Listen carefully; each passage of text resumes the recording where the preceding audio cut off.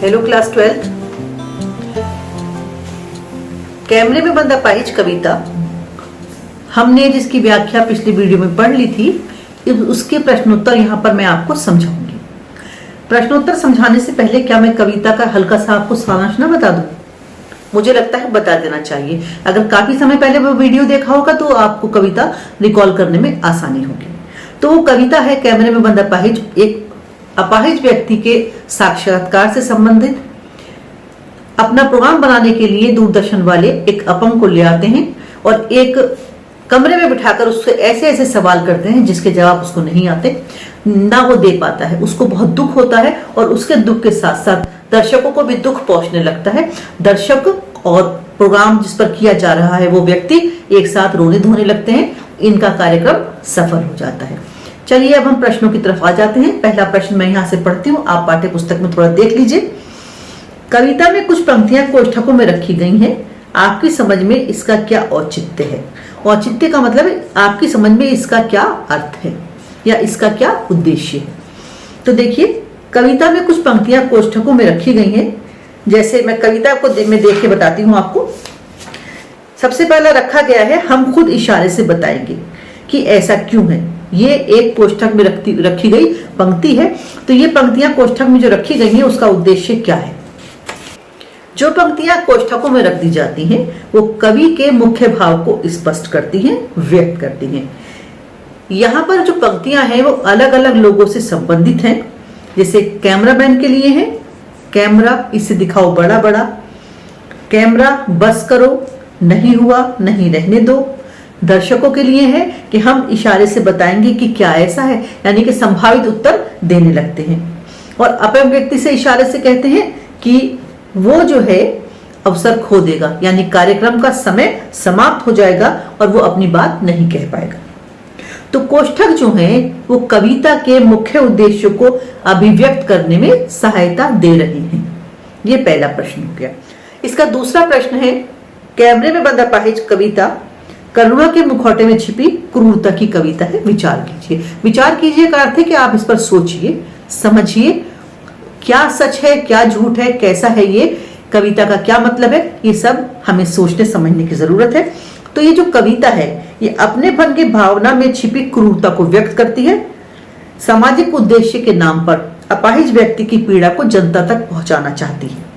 ऊपर से तो लगता है जैसे ये एक करुण भाव दर्शाता है, यानी कि उन्हें अपंग व्यक्ति से बहुत हमदर्दी है, लेकिन उनका वास्तविक उद्देश्य अलग है। इसके लिए वो अपंग व्यक्ति की जो अपंगता है उसको भी भुनाना चाहते हैं, यानी उसको भी बेचना चाहते हैं, यानी उसके सहारे से अपने कार्यक्रम को रोचक और सफल बनाना चाहते हैं। वो चाहते हैं उनका कार्यक्रम जनता में लोकप्रिय हो जाए। उन्हें अपंग की पीड़ा से कोई लेना देना नहीं है। उसे कितना दुख पहुंचता है, उसके मन को कितनी ठेस पहुंचती है, इस सब से उन्हें कोई भी मतलब नहीं है। ये कविता ये बताती है कि दूरदर्शन पर दिखाए जाने वाले अधिकतर कार्यक्रम जो है वो व्यापारी दबाव के कारण, यानी कि कार्यक्रम को सफल करवाने के कारण से संवेदनशील ना होकर संवेदनहीन होते हैं। दिखावा संवेदनशीलता का करते हैं। दिखावटी अपनेपन के कारण जो क्रूरता है वो सीमा से भी आगे चली जाती है। क्रूरता की हदें सारी पार हो जाती हैं। व्यक्ति कसमसाकर और रोकर रह जाता है। ये प्रश्न नंबर 2 हो गया। अब प्रश्न नंबर 3। प्रश्न नंबर 3 बहुत इंपॉर्टेंट भी है। हम समर्थ शक्तिवान हम एक दुर्बल को लाएंगे पंक्ति के माध्यम से कवि ने क्या व्यंग किया है? हम समर्थ शक्तिवान पंक्ति के माध्यम से कवि बताता है कि मीडिया की ताकत और संचालकों की मानसिकता क्या है, किस प्रकार से वो दूसरे व्यक्तियों को हैरान परेशान करते हैं, लेकिन किसी को ये बात समझ में भी नहीं आती, पता भी नहीं चलती। मीडिया अपना प्रचार प्रसार करने के लिए किसी का कितना भी मजाक उड़ा सकता है और कितना ही नीचे किसी को गिरा सकता है। चैनल के संचालक जो हैं वो किसी की करुणा को भी बेच देते हैं। कार्यक्रम का निर्माण करना और उसको सफल बनवाना उनका केवल एक ही उद्देश्य होता है और ये उनकी मर्जी से ही सारा चलता है। दूसरा इसमें है, हम एक दुर्बल को लाएंगे। इस पंक्ति में लाचारी का भाव है। मीडिया के सामने आने वाला व्यक्ति जो है वो कमजोर है। मीडिया अपने अजीब किस्म के अटपटे से सवाल उससे करता है जिससे व्यक्ति अंदर तक विचलित हो जाता है। और बेचारा परेशान होकर कई बार रोने लगता है। उसे कार्यक्रम संचालकों की इच्छा के अनुसार कार्य करना होता है। और इसका तात्पर्य यह हुआ कि जैसे जो सवाल वो करने वाले होते हैं, शायद उन सवालों के संभावित उत्तर वो उसको इशारे से बता देते हैं कि उसको इसके बाद यही कहना है, उसको इस प्रश्न के उत्तर में केवल यही कहना है। अगला प्रश्न देखिए जरा सा। प्रश्न नंबर 4, यदि शारीरिक रूप से चुनौती का सामना कर रहे व्यक्ति और दर्शक दोनों एक साथ रोने लगेंगे तो प्रश्नकर्ता का कौन सा उद्देश्य पूरा हो जाएगा? प्रश्नकर्ता का केवल एक उद्देश्य है, अपने कार्यक्रम को सफल बनाना, अपने कार्यक्रम को लोकप्रिय बनाना और धन और यश की प्राप्ति करना। टीआरपी बढ़ने से धन मिलता है और कार्यक्रम अच्छा बनाते हैं, इससे उनको प्रसिद्धि मिलती है, तो दोनों ही बातें उनकी पूरी हो जाती हैं। इस उपलब्धि के लिए चाहे उन्हें कोई भी तरीका क्यों ना अपनाना पड़े, चाहे कोई मेथड वो लेकर आए, लेकिन वो लेकर आते हैं।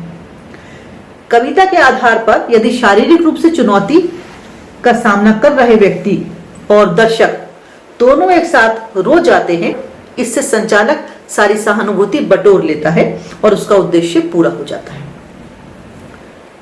यह था प्रश्न नंबर 4। अब प्रश्न नंबर 5, पर्दे पर वक्त की कीमत है कहकर कवि ने पूरे साक्षात्कार के प्रति अपना नजरिया किस रूप में रखा है? नजरिया यानी कि अपना देखने का तरीका, किस चीज को, यानी कि अपना विचार। इस पंक्ति के माध्यम से कवि ने पूरे साक्षात्कार के प्रति व्यवसायिक नजरिया प्रस्तुत किया है, यानी कि कार्यक्रम बनाना, दिखाना, अपंग को लाना, ये सब उनके कारोबार का, उनके व्यवसाय का एक हिस्सा है। पर्दे पर जो कार्यक्रम दिखाए जाते हैं उनकी कीमत उनके समय के अनुसार होती है। दूरदर्शन और कार्यक्रम संचालक को जनता की या अपंग की पीड़ा से कोई मतलब नहीं होता।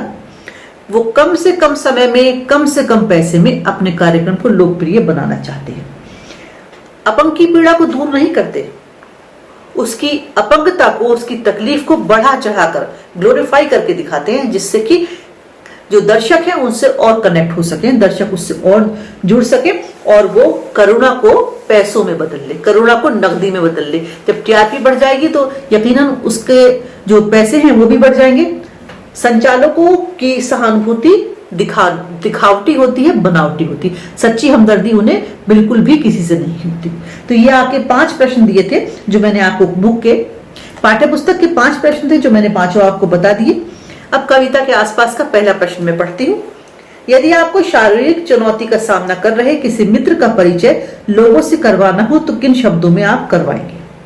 मैं सोचती हूँ कि अगर हमारा कोई दोस्त, हमारा कोई मित्र, हमारा कोई साथी शारीरिक रूप से कमजोर है तो हमें उसका परिचय औरों से इस प्रकार से कराना चाहिए कि उसकी जो कोई और विशेषता है, उसकी जो कोई और योग्यता है, उसको बताना चाहिए। उसकी दूसरी विशेषता को जब हम बताएंगे तो जो हमारा मित्र जो अपंग है उसका कष्ट कुछ कम हो जाएगा, उसको अपनी इंपॉर्टेंस समझ में आ जाएगी, वो कितना महत्वपूर्ण है अपने दोस्त के लिए उसको ये बात समझ में आ जाएगी। मैं तो ऐसा ही करूंगी। आप कैसा करेंगे आप सोचिएगा। मेरे ख्याल से अगर कोई अपंग है, किसी के पास कोई दोष है, किसी के पास कोई विकार है, तो उसको नजरअंदाज करके उसके जो दूसरे गुण हैं उनको हाईलाइट करना चाहिए। पाठ के आसपास का अगला प्रश्न मैं पढ़ती हूँ। सामाजिक उद्देश्य से युक्त ऐसे कार्यक्रम को देखकर आपको कैसा लगेगा? अपने विचार संक्षेप में लिखिए। ऐसे कार्यक्रम को देखकर मुझे तो बहुत बुरा लगेगा, क्योंकि जिस व्यक्ति का हम इंटरव्यू कर रहे हैं या मैं एज ए दर्शक एक ऐसा इंटरव्यू देख रही हूं और मैं उस व्यक्ति के लिए जरा सा कुछ नहीं कर सकती, 2 शब्द भी सहानुभूति के नहीं बोल सकती, तो ऐसा कार्यक्रम मेरे हिसाब से बिल्कुल बेकार है। मैं उसके लिए जब कुछ कर नहीं सकती तो उसको देखने का फायदा ही क्या है? ये मेरे अपने विचार हैं, आपके अपने हो सकते हैं और लोगों के दूसरे विचार हो सकते हैं। तो ये कविता के आसपास के जो 2 प्रश्न थे वो मैंने आपको बता दिए, मुख्य प्रश्न भी मैंने आपको बता दिए। इसके बाद मैं आपको अगले वीडियो में इसका काव्य सौंदर्य और इसका काव्यगत विशेषताएं दोनों चीजें बताऊंगी। हमारा जो इस साल 2020 और 21 का एग्जाम होगा उसमें एमसीक्यू भी पूछे जाएंगे, उस वीडियो में मैं आपको एमसीक्यू भी दूंगी। प्रश्नोत्तर आपने समझ लिए होंगे, समझ में आ गए होंगे। आप रिटर्न जरूर करिएगा इनका, क्योंकि लिखित रूप इनका होना बहुत जरूरी है। जब आप याद करते हैं तो सुनते हैं, उससे रिकॉल हो जाता है, लेकिन जब आपके पास लिखा हुआ होता है तो उससे आप याद कर पाते हैं। तो आप प्रश्नोत्तर लिखिएगा जरूर, नोट करना बहुत जरूरी होता है। समझ में आया होगा? अगला वीडियो का वेट कीजिएगा, शेयर कीजिएगा, लाइक कीजिएगा। Thank you.